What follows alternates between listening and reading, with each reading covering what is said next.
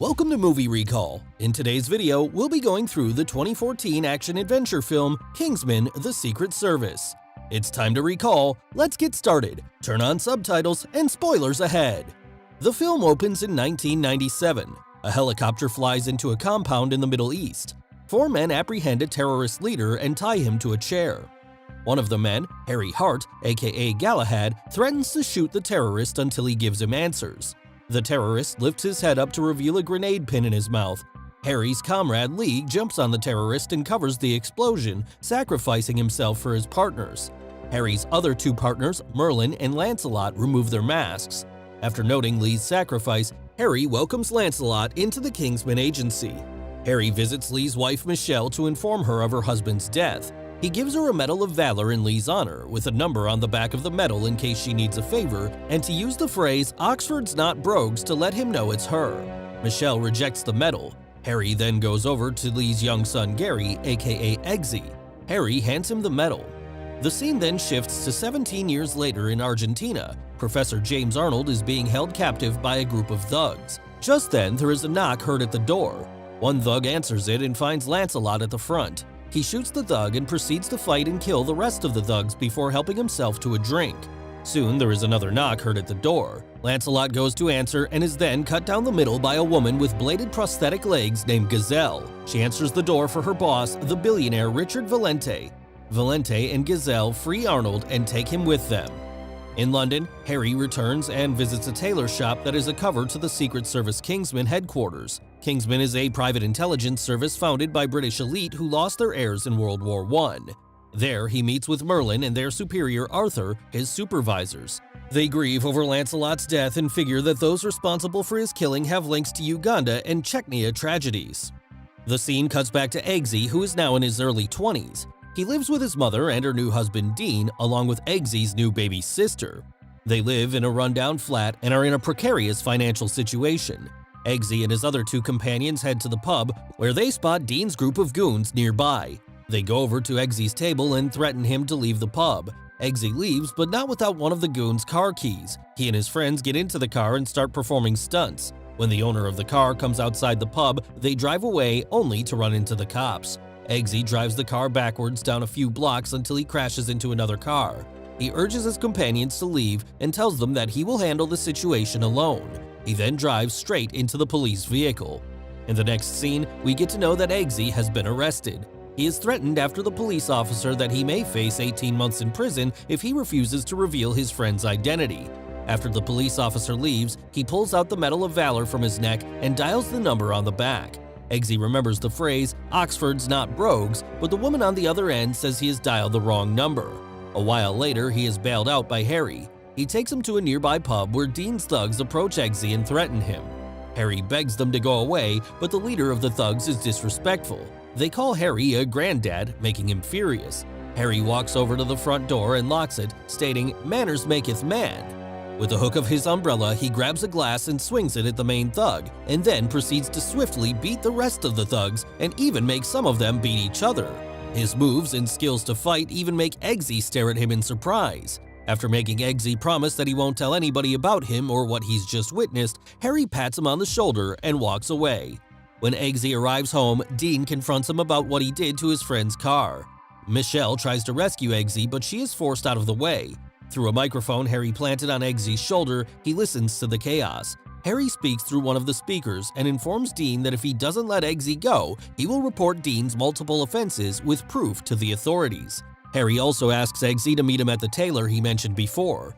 Listening to this, Dean lets Eggsy go out of the apartment. Eggsy visits the tailor and meets Harry, who suggests Eggsy start working for the Kingsmen as his father did.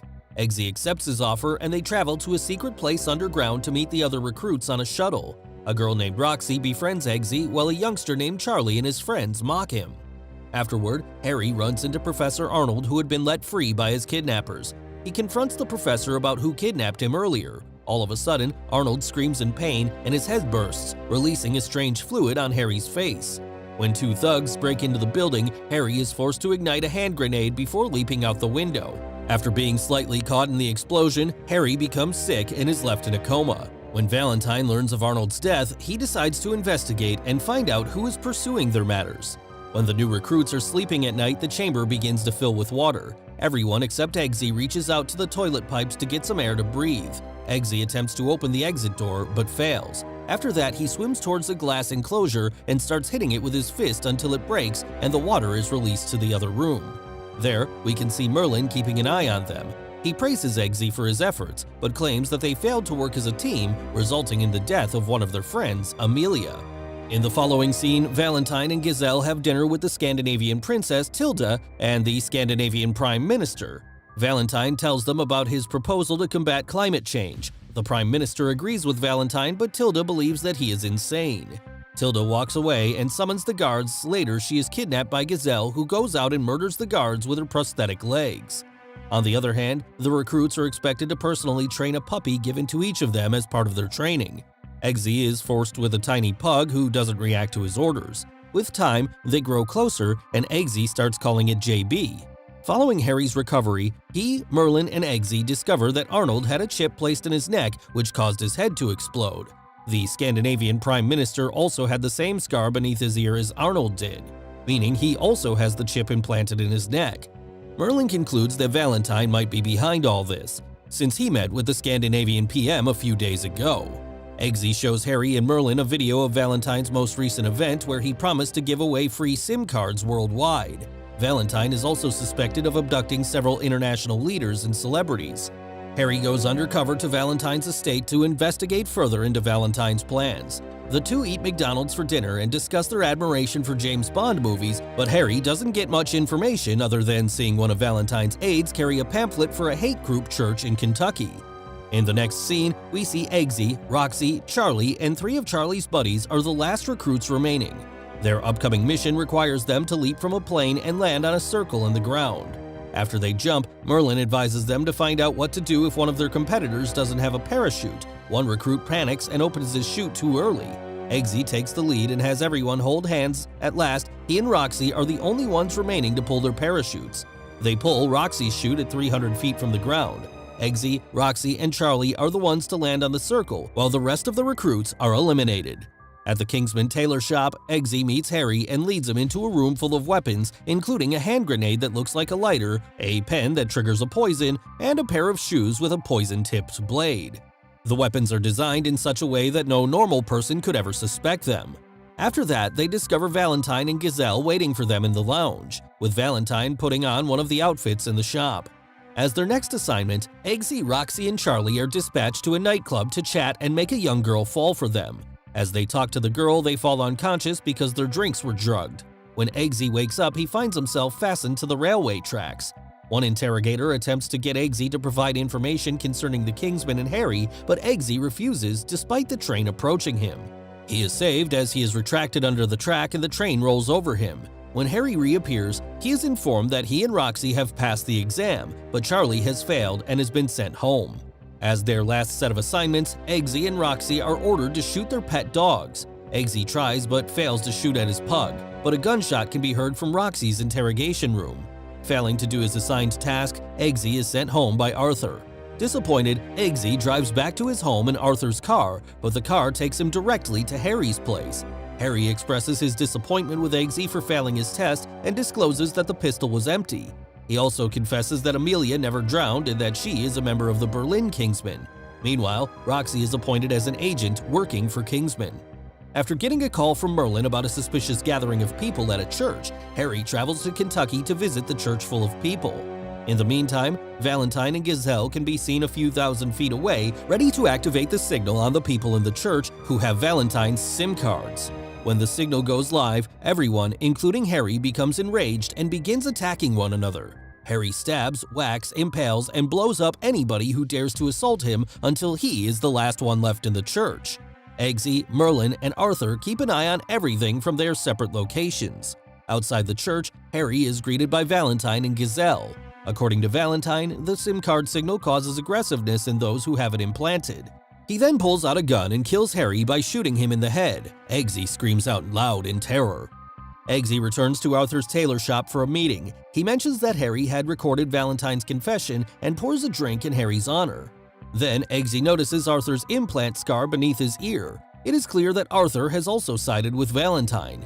We then come to know that Valentine's main aim is to use his SIM cards to cause mass genocide and kill most of the Earth's population and end climate change.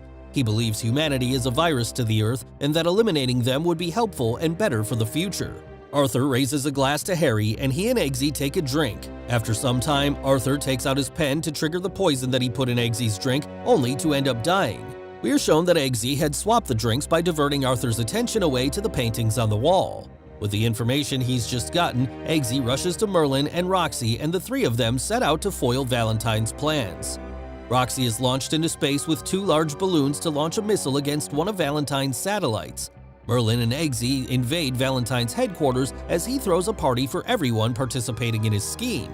Eggsy takes advantage of Arthur's invasion and poses as him to get entry. Eggsy passes a cell with Princess Tilda imprisoned inside, and he asks if she'll give him a kiss if he saves the world. She agrees to be intimate with Eggsy if he succeeds in saving the world. On the other hand, Roxy reaches the satellite, but one of her balloons has already ruptured due to her high altitude. She, however, manages to launch the missile before the other balloon breaks, sending her tumbling to Earth. Later, she is able to deploy her chute in time and land safely. Out of nowhere, Charlie appears holding a knife to Eggsy's throat. With the ring on his finger, Eggsy electrocutes Charlie. Eggsy runs back to the plane while evading and shooting through Valentine's gunman. Meanwhile, the missile hits Valentine's satellite and delays the signal from going live. However, Valentine gets control of another closer satellite and activates the signal with a biometric scanner, which Merlin is unable to get past. The signal goes live all around the world. People beat each other up in London, Rio de Janeiro, and New York. Michelle is seen trying to break into the bathroom trying to kill her daughter. Eggsy is cornered by the gunman after trying to run back and stop Valentine. Merlin triggers the implants and causes everyone, including the gunman and world leaders, to have their heads explode like fireworks. Eggsy makes his way back to Valentine and Gazelle's location. He fires at them, drawing Valentine's hand away from the scanner and interrupting the transmission. Gazelle shatters the window and attempts to kill Eggsy. They fight each other until Gazelle gets injured by the poisonous shoe worn by Eggsy. He then rips one of her legs from her body and throws it at Valentine's back, killing him on the spot. As a result, every signal is permanently disabled. After that, Eggsy is congratulated by Merlin and Roxy for rescuing the planet. He then goes to Tilda's cell with a bottle of champagne and shares an intimate moment with her as she promised. Before the end credits roll, Michelle and Dean are seen at the tavern. Eggsy walks in wearing a nice suit, informing Michelle that his new job has provided him many privileges, including a new home for Michelle and his sister. Dean sends his thugs to harass Eggsy once more, while Eggsy walks to shut the front door and says, "Manners maketh man," as Harry once stated. He grabs a glass with the umbrella hook and throws it at Dean's face as the movie ends. Thanks for watching. Please like and subscribe and hit the bell icon to get new movie recaps.